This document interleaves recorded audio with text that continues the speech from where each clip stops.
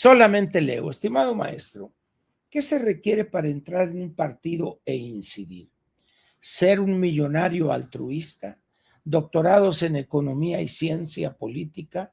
¿Ser un santo incorruptible o todas las anteriores? Fíjate, Leo, que quizás sin proponértelo, has planteado uno de los temas centrales de la política mexicana. La pregunta es profunda, no es sencilla. La respuesta de muchos sería, bueno, no hay ningún problema.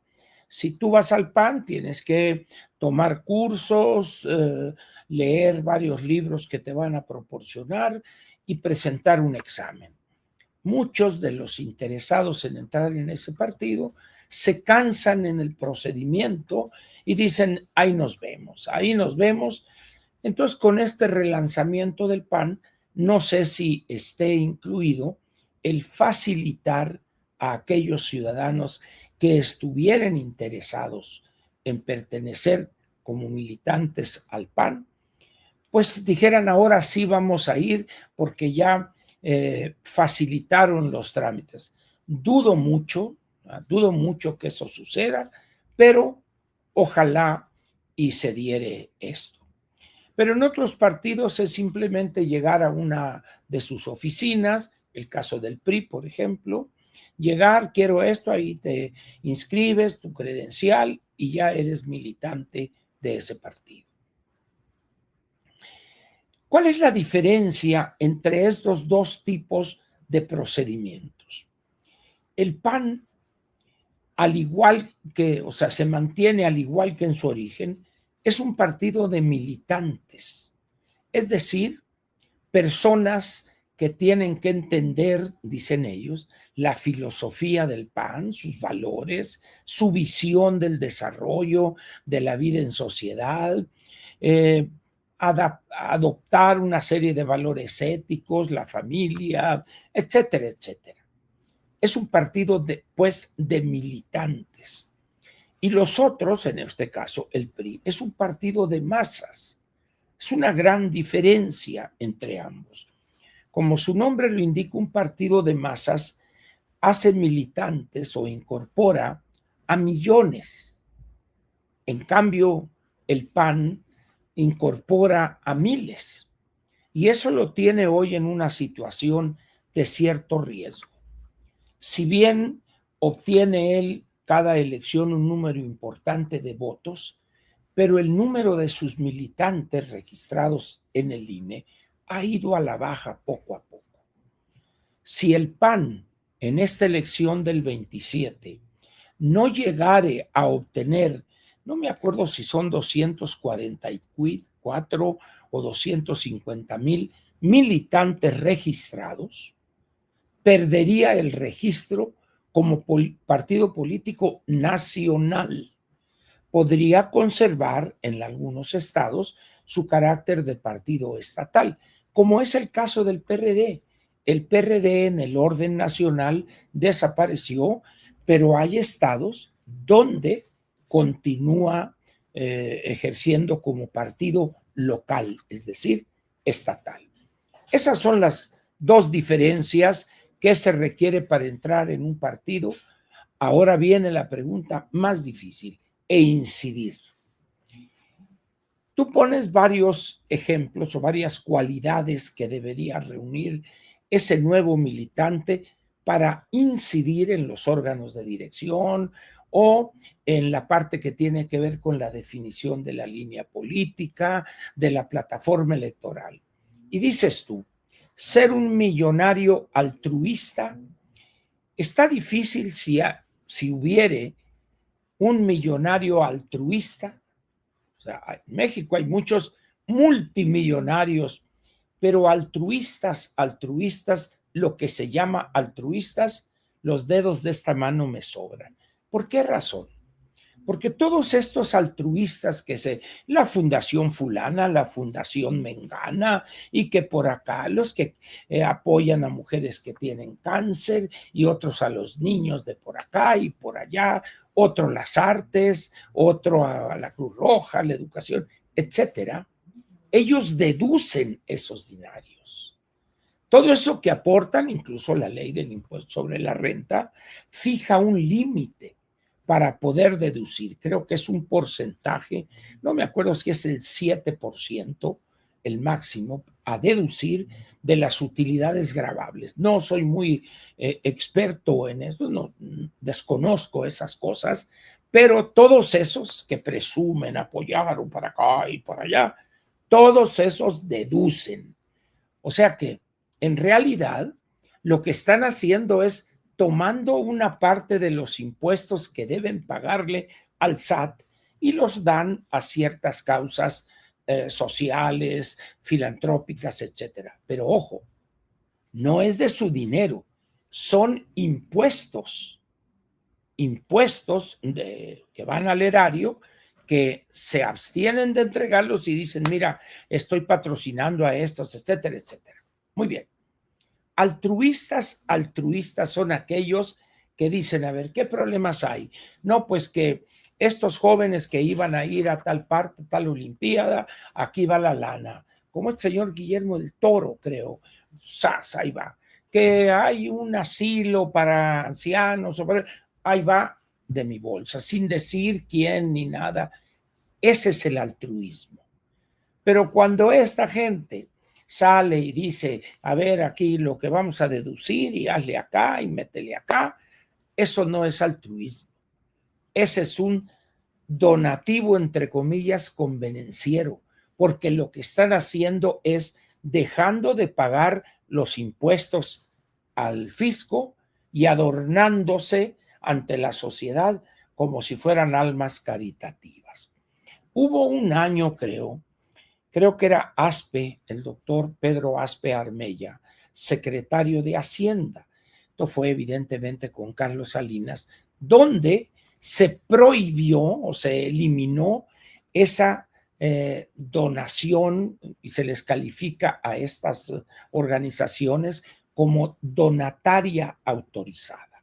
Por eso dice, bueno, ¿y esa da recibos? Sí, sí da recibos. Bueno, entonces, hubo un escándalo y que se van a acabar esto y lo otro. Entonces quiere decir que ustedes no querían donar de su dinero, querían que tomar de los impuestos que deben pagar. Entonces, millonario altruista, lo dudo mucho que quisieran entrar a un partido político. Entonces, esos no abundan, Leo. Doctorados en economía y ciencia política. Hace algunos años, no pocos, un poco más, cuando, sobre todo en el sexenio del presidente Salinas, con aquel gabinete de primera calidad mundial que él conjuntó, no como este gabinete de pedorrillo de la Cuat de Morena y eso sí, para nada, eso es una bola de ignorantes y sinvergüenzas. En aquellos años, muchos que regresaban de sus doctorados querían entrar al sector público. ¿Por qué? Porque lo que estaba haciendo Salinas, digan lo que digan, era un imán que atraía a los mejores, porque se estaba viendo que lo que se había aprendido en aquellas grandes escuelas de economía estaba poniéndose en práctica para modernizar el país, para hacerlo avanzar con una visión de futuro. Pero eso ya desapareció. Eso ya desapareció. Viene el sexenio del doctor Zedillo, algunos se quedaron, pero muchos otros ya dijeron, nos vamos, porque hubo los problemas, recuerdan ustedes, entre el doctor Zedillo y el doctor Carlos Salinas. Entonces, a partir de ahí se apagó el interés de entrar otra vez al sector público. Entonces, estos doctorados en economía y o ciencia política o se integran a centros de investigación o a grandes empresas que requieren de personas con esas calificaciones para que les hagan análisis de riesgo o prospectiva económica dentro de sus estructuras. ¿Qué es lo que sucede ahorita? En los bancos, por ejemplo, tienen oportunidades para personas con esta formación, Banco de México también. Luego lo de santo incorruptible, pues con los escándalos que hemos visto desde el padre Maciel, ese señor morfinómeno, polígamo, corruptor de menores y de mayores, paidófilo, etcétera, este señor, bueno, pues evidentemente se cayó aquella imagen de la incorruptibilidad de la alta jerarquía católica. Hay un libro por ahí que he mostrado, no recuerdo el título, de un periodista francés, donde exhibe la podredumbre y toda esta cuestión de los cardenales homosexuales, aquello, una podredumbre completa en el Vaticano. Entonces, pues también van para afuera. O todas las anteriores, pues evidentemente no. ¿Qué se requiere entonces para entrar en un partido? Dejémoslo de incidir. Se requiere entender que en la democracia los pilares fundamentales son los partidos políticos. Sin partidos políticos es prácticamente imposible llevar un partido a la modernidad política. El que lo dude, que lea el clásico de clásicos que no ha sido rebasado todavía, de Maurice Duverger, Los partidos políticos, un libro de fines de los años 50, que en México lo editó el Fondo de Cultura Económica en una traducción del doctor Enrique González Pedrero, si no estoy equivocado. Es un libro denso, es un libro no de fácil lectura, pero ahí está claramente demostrado, los partidos políticos son, se acepte esto o no, se quiera entender o no, son los pilares de la democracia en todo sistema democrático. De ahí que alguien que esté verdaderamente, no de dientes para afuera, como estos acá salvadores de la democracia y los de la marea de colores y toda esta bola de oportunistas, sino están dispuestos a militar en un partido político con seriedad. Es puro cuento eso de que respeto a la democracia y todo, ¿no? Eso es pura faramaya, pues, ¿verdad?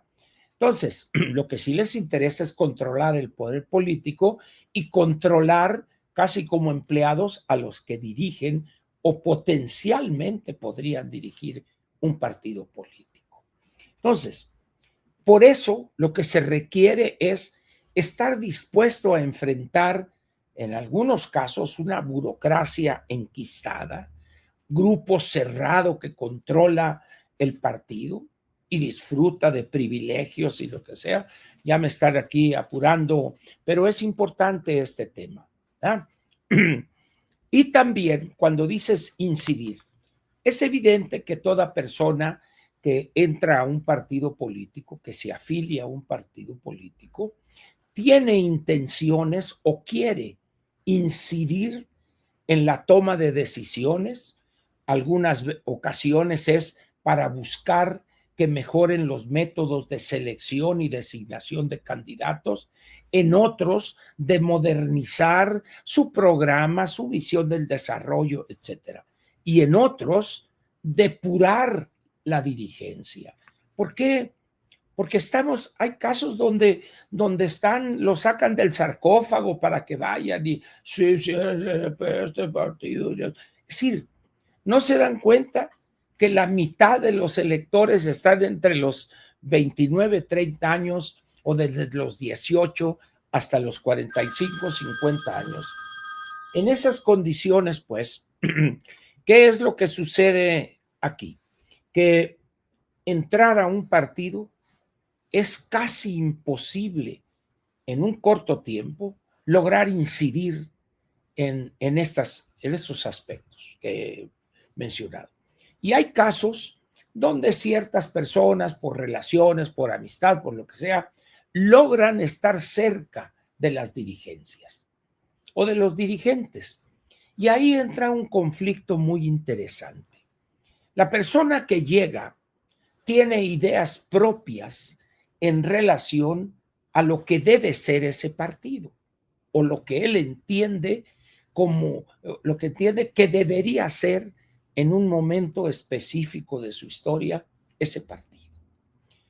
Pero resulta que el núcleo de la dirigencia no está dispuesto a hacer esos cambios o analizarlos siquiera o empezar siquiera a cambiar y siguen exactamente con los mismos métodos. Entonces eso aleja a muchas personas interesadas. Por ejemplo, ¿quién en su sano juicio, siendo una persona honrada y con interés en la política, querría entrar al Partido del Trabajo, por ejemplo, o al Partido Verde, o a Movimiento Ciudadano, que son tres partidos cerrados donde la pareja de Alberto Anaya y su señora esposa controlan de manera monopólica ese partido? En el Verde, lo que queda del Niño Verde. En el caso del Movimiento Ciudadano, bueno, pues todavía este señor, ¿cómo se llama? Dante Delgado, todavía pretende acá, y está el fosfo esperando como buitre a que él fallezca para hacerse de la estructura del partido y ser candidato el 2030 a la presidencia. En el caso del PAN ya lo comenté, en el caso del PRI también. ¿Y qué se necesita hoy para entrar a Morena? Ser un cínico, sinvergüenza, corrupto, oportunista, agachón, indigno, abyecto, servil. Eso es lo que se requiere para entrar a Morena.